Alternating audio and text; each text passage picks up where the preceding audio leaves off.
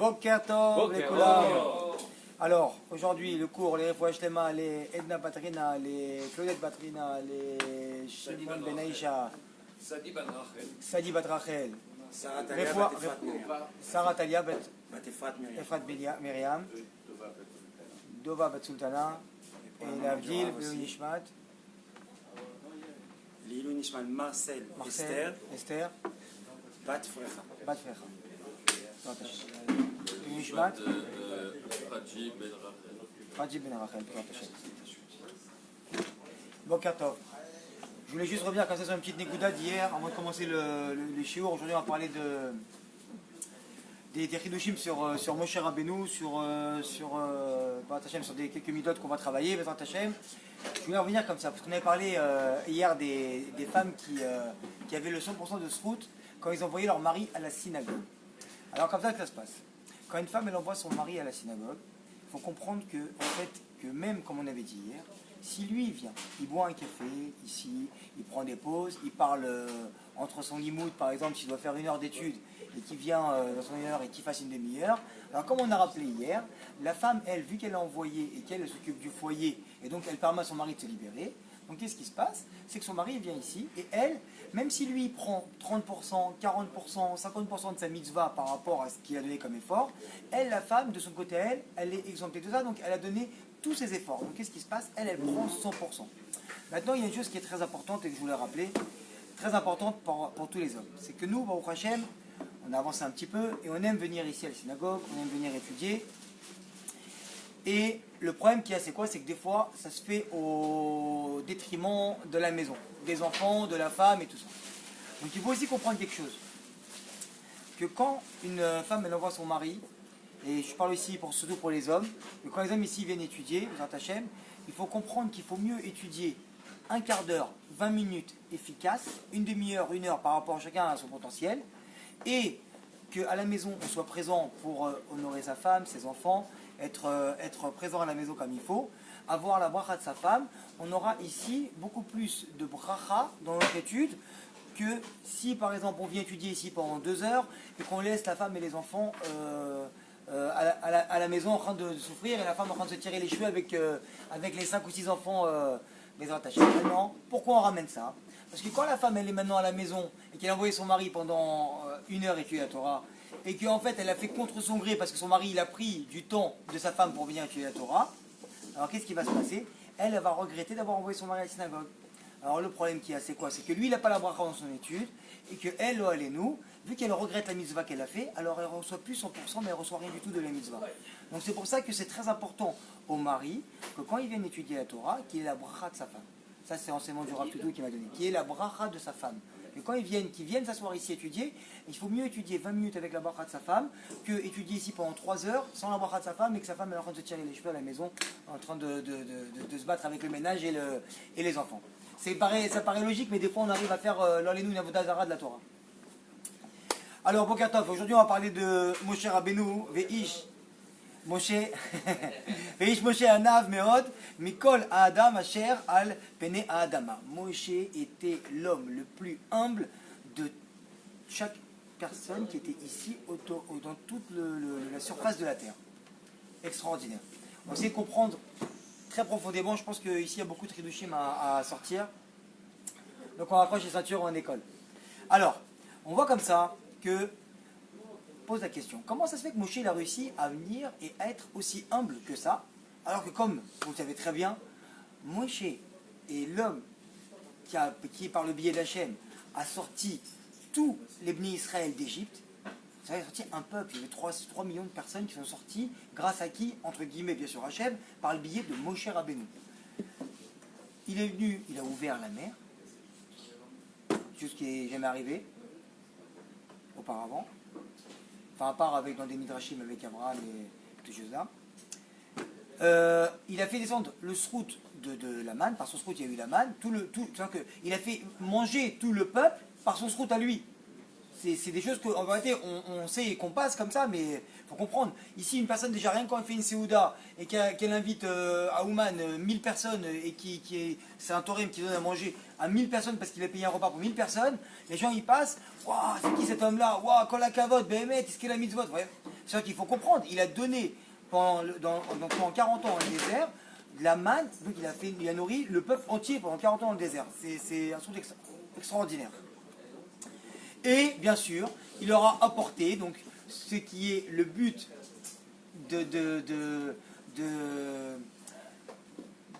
du monde, qui leur a ramené la Torah. Il leur a ramené la Torah au Israël. Alors comment maintenant on peut comprendre qu'un homme comme ça, comment concrètement il peut rester aussi humble? Parce que c'était le plus humble des hommes. C'est-à-dire que lui, si vous prenez la personne la plus humble ici dans la synagogue, on va dire que Moshe Rabbeinu, il était encore plus humble que cet homme-là.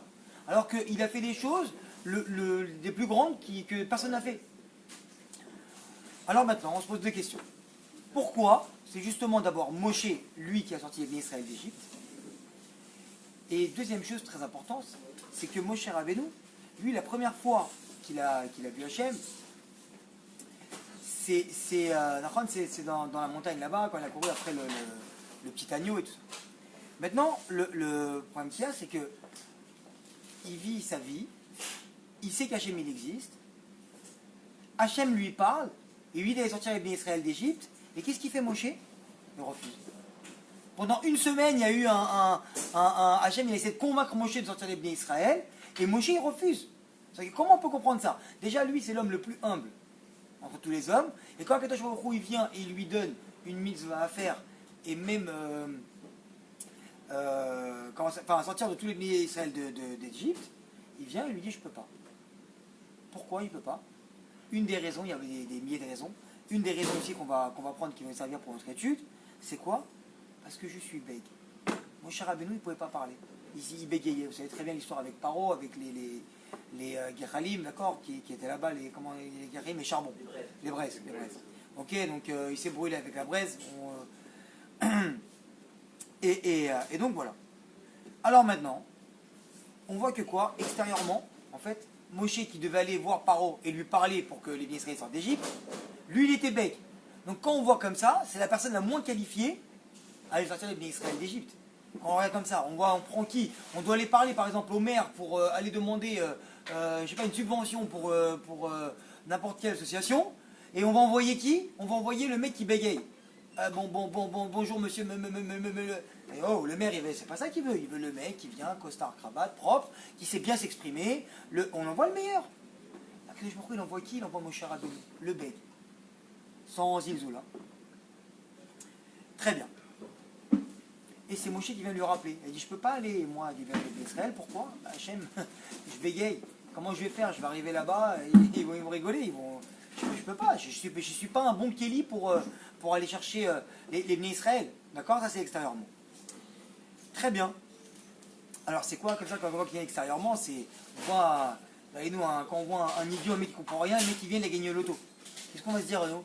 Regarde, lui, il comprend rien. Il n'a pas le permis, il a rien. Il va venir, il va aller acheter une Ferrari, et ça lui sert à rien pour l'avoir dans le garage et truc. Donne-moi, moi je suis un conducteur, j'ai fait des cours de conduite de voiture de sport, spécialement, et moi je sais la conduire, je sais utiliser cette voiture au maximum de son potentiel. Donc donne-la moi je vais le faire. Pourquoi tu donnes à lui, Hachem? Je comprends pas. Encore on voit quoi? On voit des fois, et nous on ne va pas regarder comme ça, mais il y a des couples, des fois on voit un mec, il est là, beau gosse et tout, il arrive, il est où sa femme? 10 ans de plus, truc, là. Un problème, machin, qu'est-ce qui se passe? Moi, chaque femme vient, tu m'aurais donné cet homme-là, arrêtez, regarde, il me correspond et tout, et il est très bien pour moi. Ça arrive aussi pareil dans les places de travail. Des fois, on voit des gens qu'on croit qu'ils ne sont pas qualifiés et qui sont à une place de travail. Et on dit, quand tu caché mes amis là-bas, il y a un problème là-bas. Et qui vient, il a été recruté pour être musicien dans un groupe hyper connu, et en fait, à l'intérieur de ça, l'autre personne à côté, elle vient et elle se dit, attends, mais moi, ce musicien-là, on était dans les mêmes écoles, on a fait les mêmes cours, mais je joue 10 fois mieux que lui, ils auraient pu me prendre à moi. Et en fait, on en voit comme ça. Le Rava Mipano ramène comme ça, que quand Adam Arishon, on va expliquer ça, que quand Adam Arishon il a fauté, en lui étaient inclus les 600 000 Neshamot, comme vous le savez très bien, des Bnei Israël. Et qu'en fait, chaque Neshama, elle correspondait à un membre dans son corps. Alors il y avait Neshama qui était dans les mains, dans les bras, dans les jambes, dans la tête, dans la bouche, dans les yeux, partout. Chaque Neshama, elle vient. elle vient, donc elle correspondait à un membre de son corps. Et en fait, quand Adam Arishon, lui, il a fauté, qu'est-ce qu'il a fait? Il a entraîné toutes les Neshamot dans sa faute. Donc, ça veut dire que chaque Neshama, elle a maintenant quelque chose à réparer. Et en fait, vu que les Neshamot, le Neshama de Adam Arishon, elle s'est éclatée, elle est revenue en 600 000 Neshamot. Donc qu'est-ce qui se passe? On comprend de là maintenant très bien que chaque Neshama, elle a une chose à réparer, mais qui lui est propre à elle-même. C'est-à-dire quoi? C'est-à-dire que la Neshama qui était dans l'œil, elle doit réparer les choses qui ont lieu avec l'œil. Celle qui était dans la main avec la main. Donc on comprend aussi de là de quoi que une Neshama qui faisait partie du bras ou de la main d'Adam Arishon, c'est peut-être des gens qui vont sortir qui vont être très manuels. D'accord? Donc en fait, on voit très bien que maintenant, une Neshama qui était dans la main, elle ne peut pas être la même et avoir la même mission qu'une Neshama qui était par exemple dans son œil. Très bien. Alors le Rama Mepano, il ramène comme ça encore, et il dit qu'il y a un seul membre dans tout le corps de Adam Arishon qui n'a pas fauté. Vous savez c'est quoi ce membre? Pas le nez, pas la nuque, pas la bouche, parce qu'il a mangé. La brite, il a fauté. On va arrêter. Alpisod, il a fauté. L'oreille. Et pas l'oreille. Alouette et la tête, déjà. Ok. La trachée respiratoire, l'artère respiratoire, ça s'appelle le can à Neshima. D'accord? C'est là où on respire et c'est là où on parle. Je ne sais pas comment on peut dire ça, la trachée respiratoire? Trachée artère. Trachée artère, très bien. Donc c'est. d'Adam, on dit. Ou la pomme d'Adam, voilà, tu vois, par rapport à la photo. Donc qu'est-ce qui se passe? C'est quoi? C'est le seul endroit en fait qui n'a pas fauté. Pourquoi? Parce que là-bas, c'est toute la spiritualité de l'homme qui se dégage de là-bas. C'est quoi? C'est là où il respire, d'accord? Donc en fait, on voit très bien que Hachem, il a insufflé, comme si, quand on sait très bien qu'il a insufflé le roi par le nez, il n'y a pas de problème, mais le roi, il passe très bien, vous voyez très bien, par la gorge. Avant d'arriver au nez, il passe par la gorge. Et aussi, les paroles qu'on dit, donc de prière, de brachot, de comment ça s'appelle, d'études de Torah, tout ce qui est spirituel, c'est le fait de parler. Et donc, c'est le seul membre dans tout Adam Arishon qui n'a pas fauté. Et qui c'est qui faisait partie de ce membre-là? Mon cher Rabbeinu. C'est pour ça qu'on voit comme ça à Alpisod qu'il y a des Neshamot qui n'ont pas pu arriver, qui sont tellement grandes, qui n'ont pas pu arriver de sortir de Neshama d'Adam Arishon, du corps qui a fauté. Pourquoi? Parce qu'en fait, elles sont tellement grandes qu'elles auraient eu un gamme, elles auraient été touchées par ça. Elles auraient eu, comment on dit un gamme? Un défaut. Et donc elles auraient eu un défaut par rapport à ça, et elles ne peuvent pas arriver et être aussi grandes. Donc c'est-à-dire que pour qu'une Neshama très grande arrive et qu'elle fasse un très grand travail dans ce monde-là, Hachem il est obligé de la ramener dans un endroit où déjà elle va être à part et elle va être très pure. Donc on voit très bien ici que Moshe Rabbeinu, il est arrivé donc de la trachée, de cette trachée-là, et donc il n'a pas fauté, il n'a pas été souillé du tout. Alors quoi? Le Rambam. C'est un lien avec le fait qu'il bégaye, qu'il est... Alors j'arrive tout de suite à ça bien dans 2 minutes, Razak. Et le Rambam Mipano, d'accord, il ramène quoi? Que la Mashama de Moshe Rabbeinu, d'accord, elle faisait partie de cette artère respiratoire, d'accord. Et donc c'est des Neshama donc très spécial comme on l'a expliqué. Et on peut dire quoi? Que donc Moshe, il a eu aucune faute, surtout dans le profit de la consommation. Nahon, très bien. Mais quand même, de là où il était, Moshe Rabbeinu, qu'est-ce qui se passe? C'est qu'il a pu faire quelque chose. Parce que chaque membre, il peut faire quelque chose. Qu'est-ce qu'il pouvait faire, Moshe Rabbeinu? Moshe Rabbeinu, il pouvait venir, et de là où il pouvait parler, il pouvait dire à Adam Arishon, arrête, ne mange pas ce fruit. Arrête. C'est chaque membre, il peut venir et faire quelque chose. Chaque membre, on a dit qu'il a une mission dans ce monde, donc il peut intervenir dans ce monde-là. Et Moshe Rabbeinu, malgré qu'il n'a pas été touché par la faute, il pouvait quand même intervenir dans la faute d'Adam Arishon. Ça veut dire quoi? Qu'il pouvait dire à Adam Arishon, arrête de fauter. Il pouvait crier, il pouvait le faire. Et il ne l'a pas fait. Et donc ça, c'est ça qui fait que Moshe Rabbeinu, sa Neshama, elle est revenue pour pouvoir réparer ça. Très bien. Donc, comme tu l'as dit, très bien, c'est qu'on comprend très bien de là l'épisode maintenant, que, comment ça s'appelle, Moshe Rabbeinu, il est sorti bègue, parce qu'il a puni Mida Neged Mida, de quoi? Du fait que, vu que tu n'as pas parlé et que tu n'es pas sorti, donc pour la réparation, tu vas souffrir du fait que tu vas parler, bah, tu vas souffrir de la parole. Est-ce que tous les gens qui bégayent, ils sont de la même... Peut-être, mais c'est pas sûr. Hein. Peut-être, mais c'est pas sûr, parce qu'on voit aussi qu'on se répare. Et on voit aussi que je crois que Moshe Rabbeinu, à la fin de sa vie, s'est réparé. Quand il parlait après, c'était autrement. Donc en fait, quand on répare là, alors peut-être que ça à la base, c'est comme ça. Et peut-être on peut extrapoler ça, de dire que, en tout cas, chaque personne qui bégaye, peut-être que dans un Gilgoul antérieur, a été touché peut-être par la faute de la parole. Qui avait les mêmes Exactement, donc on peut voir aussi que ce sont des grandes Neshamot, spécialement. Justement, parce que les scientifiques ils disent que les gens qui bégayent, c'est qu'ils ils sont très intelligents, c'est-à-dire que leur cerveau fonctionne plus rapidement que leur langue. Exactement, donc c'est très possible. C'est très possible que ça soit en rapport avec ça. En tout cas, bon, c'est pas ramé ici, mais on peut extrapoler comme ça. Très bien. Et donc il est revenu, il est obligé de revenir pour réparer sa faute qu'il n'a pas parlé. Le Harizal, il ramène comme ça. Que Hachem, il est très très vigilant sur le fait que chaque Neshama, elle puisse venir et elle puisse réparer sa faute ici dans ce monde-là.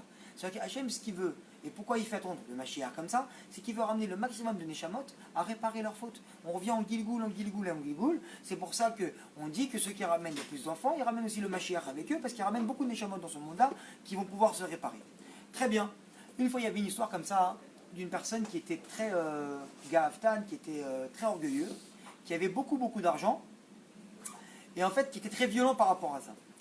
Et une fois il y a une servante qui est rentrée chez lui, qui avait repassé une de ses affaires, et qui avait brûlé donc sa chemise. Et sa chemise qui tenait, c'était une des chemises de Shabbat qu'il voulait mettre, et donc il tenait vraiment cette chemise-là. Et il s'est tellement énervé contre elle, et il est sorti dans une colère folle, qu'il a commencé à la gifler. Par rapport à ça, en fait, cette servante qui était une sadéquette, elle a rien dit. C'était à l'époque. Donc elle a beaucoup pleuré dans son cœur. Et en fait, cet homme-là, dans la semaine, il est parti. Par rapport à cette faute-là. Par rapport à beaucoup de fautes qui sont amassées. Et je pense que c'était peut-être la goutte d'eau qui a fait des rois d'élevage. Et il est parti. Et donc son jugement dans le ciel, c'était quoi? C'est qu'il ne pouvait même pas partir au Guéhidam, parce que c'était tellement grave ce qu'il avait fait avec les fautes de l'orgueil et aussi avoir frappé cette servante-là, que en fait on lui a dit, voilà, si tu veux revenir en ce monde-là, tu reviendras en Gilgoul. Et il a tellement pleuré, qu'est-ce qu'il a demandé à Kadosh Baruch Hu? Il a dit, Hachem, je vais revenir en Gilgoul, mais s'il te plaît, fais que je vienne ici dans ce monde-là sans main, et que je vienne dans ce monde-là très pauvre. Pourquoi? Parce que je ne veux pas refaire les mêmes fautes. Si je reviens déjà en Gilgoul, on repasse, allez, c'est parti. Le bébé, Tété le sein, Hogan, le lycée, le Yeshiva Ktana, Yeshiva Gdola, et toute cette vie-là qu'on repasse et tout, qu'on repart pour repartir en Gilgoul, alors tout ça déjà que je suis déjà passé par là, je ne veux plus en passer par là, donc je préfère souffrir, entre guillemets, et pas comprendre pourquoi on souffre, à la rigueur qu'on n'a pas toute l'image, mais au moins que je revienne et que je revienne pur devant toi, Kadosh Baruch Hu, et que j'arrive et que je puisse partir au Gan Eden. Donc Kadosh Baruch Hu, dans sa grande bonté, il a fait qu'il est venu ici dans ce monde-là, sans bras et très pauvre. Et c'est comme ça qu'il a réparé sa vie, qu'il a remonté. Donc il a réparé quoi? Le fait qu'il a frappé des gens à droite à gauche dans sa servante, et qu'il était très orgueilleux. Donc le fait d'être pauvre, il était devenu très anave, très humble dans ce monde-là. Et donc il a pu réparer donc ses fautes et partir au Gan Eden par la suite. Donc qu'est-ce qui se passe? On voit très bien de là, que de cette histoire, que toutes les choses qui nous arrivent au jour d'aujourd'hui dans notre vie, c'est toujours un mal qui en fait est un bien. Parce que comme on avait dit plusieurs fois et tout le temps, on le répète et on le répète et on le répète, mais on n'a jamais cessé de le répéter, parce qu'il faut l'ancrer dans notre cerveau et dans notre tête. Et je parle aussi pour moi le premier, c'est qu'il n'y a pas de mal. Hachem, chaque chose qu'on peut voir en mal, c'est que pour notre bien parce qu'il nous aime. Voilà, en plus il a éternué, c'est vrai que c'est la vérité. Si tu dis ça, Oui, je t'écoute. Si tu dis ça, ça veut dire que tu as prier pour avoir plus d'argent, c'est fataliste. Abraham, Hachem il fait le monde, d'accord? Ouais. Il a tout prévu. Ouais.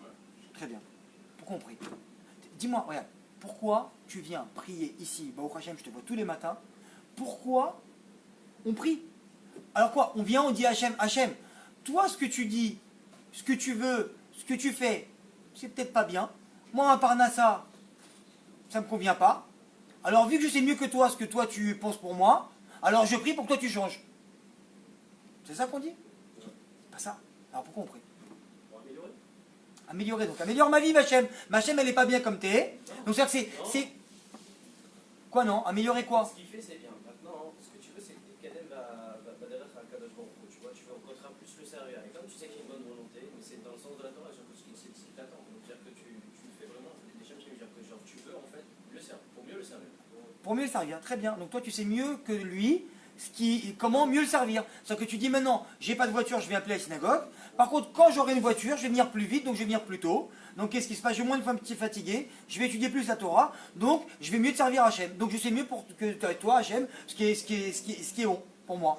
C'est pas ça. Quand on prie Hachem, ça c'est un grand secret de la prière, c'est simplement de venir et dire à Kadosh Baruch Hu, moi je sais très bien que toi tu as tout prévu pour moi et c'est le meilleur. Parce que si on savait très bien, je dis tout le temps cette phrase-là, c'est que chaque homme il doit sortir de cette synagogue-là, il doit rentrer dans cette synagogue-là, c'est vrai qu'il y a une mezouza, et il n'y a pas à voir une mezouza à Pidine dans la synagogue, mais ça c'est autre chose, c'est qu'à la maison, quand on rentre à la maison, on sort de la maison, il y a une mezouza pour comprendre qu'Hachem il est toujours là, à l'intérieur et dehors, d'accord? Très bien. Maintenant Hachem, toi, tu sais très bien ce qui est le mieux pour moi. Donc j'ai rien à te dire moi. Mais par contre, des fois on fait des bêtises, des fois on a des problèmes, des fois on arrive que ce que Hachem il aurait voulu nous donner, il ne peut pas nous le donner parce que nous on a bloqué les canaux entre nous et Hachem, on a coupé le contact. Pourquoi? Parce qu'on est méchant avec les gens, parce qu'on ne veut pas voter Hachem comme il faut. Chacun il a sa mission comme on a parlé là. Mais qu'est-ce qu'on fait? On fait Hachem. La claque, je devais la recevoir. Mais toi tu es mon père. Alors s'il te plaît Hachem, lève-toi de ton kissé Adim et mets-toi sur le kissé Rachamim. Donne-moi ce que j'ai besoin, ne me bloque pas ce que j'ai freiné par rapport à mes actes. C'est ça la prière. Hachem, s'il te plaît, parce que toi tu es bon, donne-moi et ne me juge pas avec une alpidine, juge-moi alpi chesed. Ça veut dire quoi? À l'exemple, c'est un enfant qui vient, son père il doit le ramener au parc jouer toute l'après-midi, très bien, on va prendre ton vélo, papa il va rester avec toi pendant 4 heures. Et l'enfant il vient, il rentre à la maison, il dispute avec sa sœur, malheureusement un gros mot, 2 gros mots, 3 gros mots qui sortent, une petite bagarre, on vient réprimander l'enfant, l'enfant il nous répond mal, alors on lui dit qu'est-ce qu'il y a? T'es puni, on va pas au GAN cet après-midi, on va pas au parc, cet après-midi t'es puni. Et qu'est-ce qu'il fait l'enfant? Il commence à pleurer. Ça c'est schématiquement ce qui se passe avec nous et Hachem. C'est que Hachem il a prévu de grandes choses pour nous qu'on ne peut même pas imaginer. Mais qu'est-ce qui se passe? C'est que nous dans notre lourdeur de tous les jours, on vient et malheureusement il y a des petites fautes à droite à gauche. Il n'y a pas un tzaddik qui est dans ce monde-là et qui ne faute pas. Alors par rapport à ça, la faute c'est juste un éloignement entre nous et Hachem. Donc qu'est-ce qui se passe? C'est que, en fait, Akadosh Baruch Hu, il vient et te dit voilà, ce que je voulais te donner, je ne peux pas te le donner. Donc nous, dans notre prière, on va venir. Et c'est comme le petit garçon qui va dire à son papa, papa, regarde, je suis désolé, j'étais énervé, c'est vrai que j'ai parlé mal, c'est vrai que je t'ai répondu, c'est vrai que j'ai frappé ma petite sœur, mais voilà, je ne vais plus recommencer. En tout cas, tout de suite là, dans ma tête, je ne veux plus recommencer. J'ai compris que c'était mal ce que j'ai fait. Alors s'il te plaît, amène-moi au GAN, amène-moi au parc, et viens on joue, et je te promets que je vais me comporter bien. C'est ça la prière. C'est tout. C'est à Kadosh Baruch Hu. Toi, s'il te plaît, donne-moi ce que tu as prévu pour moi, mais donne-moi le meilleur. Parce que moi, j'ai souillé. Très bien. Alors, on revient maintenant à notre histoire. Pourquoi et comment on peut comprendre que Moshe Rabbeinu, il a refusé à Hachem d'aller délivrer les Bnei Israël? D'accord? Parce que lui, en vérité, son humilité, d'accord, il l'a pris, en fait, sur toute la souffrance des Bnei Israël. Et qu'est-ce qui se passe? Alors, il s'est dit quoi? Si moi, je suis venu, j'étais dans la trachée respiratoire Adam Arishon. Adam Arishon, il est venu pour fauter. Et que moi, je n'ai pas crié, je ne l'ai pas empêché, moi, à mon niveau, à moi, je ne l'ai pas empêché, parce que je devais tout faire pour l'empêcher, d'accord, de fauter. Alors, en vérité, c'est que si au jour d'aujourd'hui, tout le corps, il a fauté, c'est de ma faute. C'est de ma faute. C'est moi. C'est à cause de moi. Tout ça, c'est à cause de moi. Les Bnei Israël qui sont en Égypte en train de travailler, c'est à cause de moi, Kadosh Baruch Hu. Parce que moi, j'aurais pu empêcher ça. Mais vu que je n'ai pas empêché ça, alors quand ils vont venir les Bnei Israël, Moshe, on a soif, on veut de l'eau.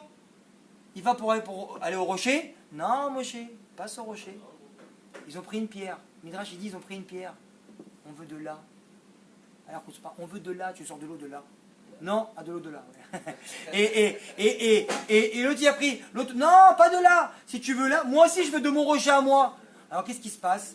Quand il a voulu tellement bien faire Moshe Rabbeinu que quoi? Ça aussi, il y a des pérochim par rapport à ça. Que c'est pas le sujet. Alors quoi? Il est venu, il a dit, mais Israël, c'est de ma faute si vous avez soif. Parce que c'est moi qui ai fauté. Donc vu que c'est de ma faute, alors qu'est-ce qui se passe? Je vais faire le maximum pour rester humble et pour vous servir au maximum. Parce que qu'est-ce qui se passe si vous êtes là, c'est de ma faute. Si vous souffrez, c'est de ma faute. Quand vous voulez, quand l'Israël est sorti avec comment ça s'appelle, des bétails et de la viande et tout. Moshe, on veut de la viande. Mais il y a de la viande. Non, on veut de la viande d'Hachem. Donne-nous la viande d'Hachem. Il est parti, et il est parti prier à Hachem, et donne-leur. Pourquoi? Parce que c'est de ma faute. Ça, c'est le chorage de la Nava de Moshe Rabbeinu. Et maintenant, Maria, tu as une question? C'est pas une question, c'est une réflexion. Un rapport par rapport à ce que tu dis. Je t'écoute. Quand Moshe reçoit la Torah d'Akadosh Baruch Hu, il dit pourquoi tu me la donnes à moi? Donne-la plutôt à Akiva pour la protection. Et on voit que Akiva, il a pris la Torah orale pour l'écrire orale.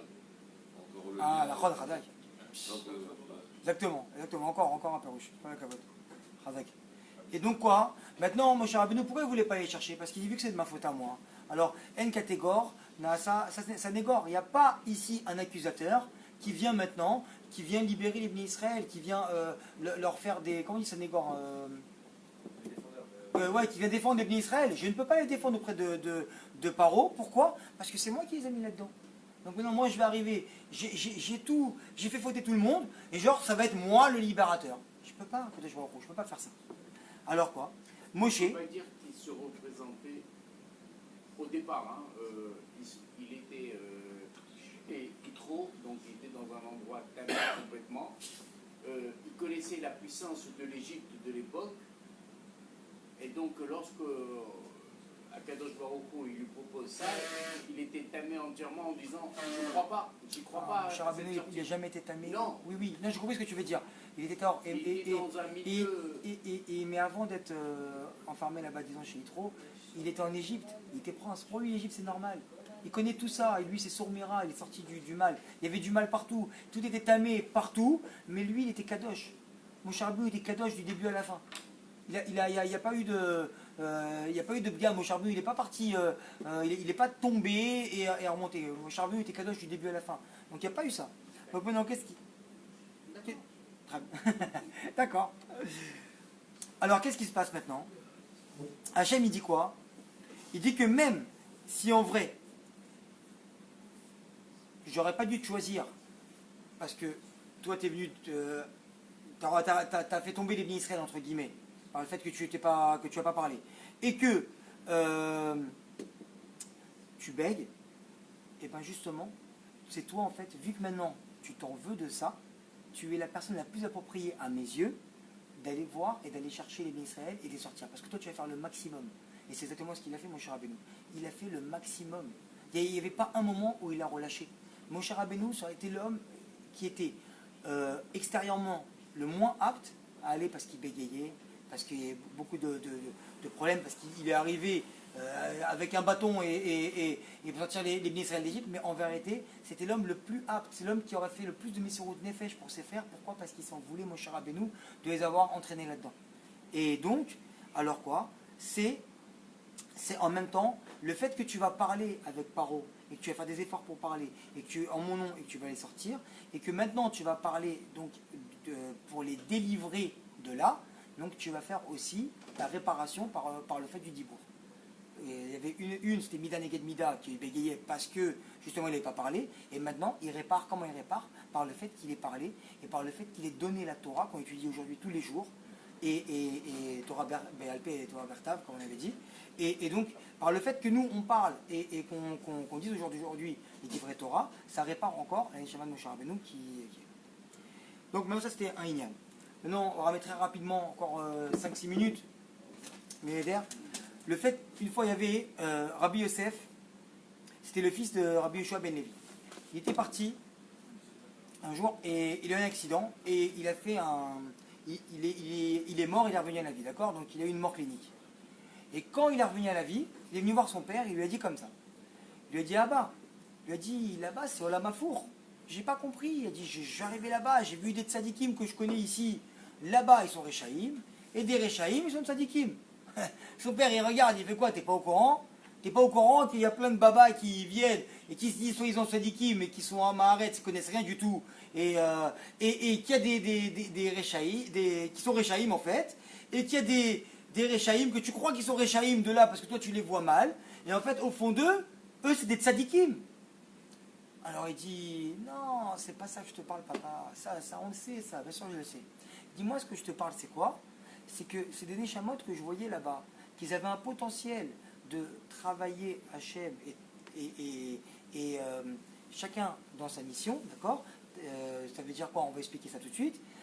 Qu'il y avait un potentiel de travail et spirituel de 100%, mais qu'ils ont étudié que 20%.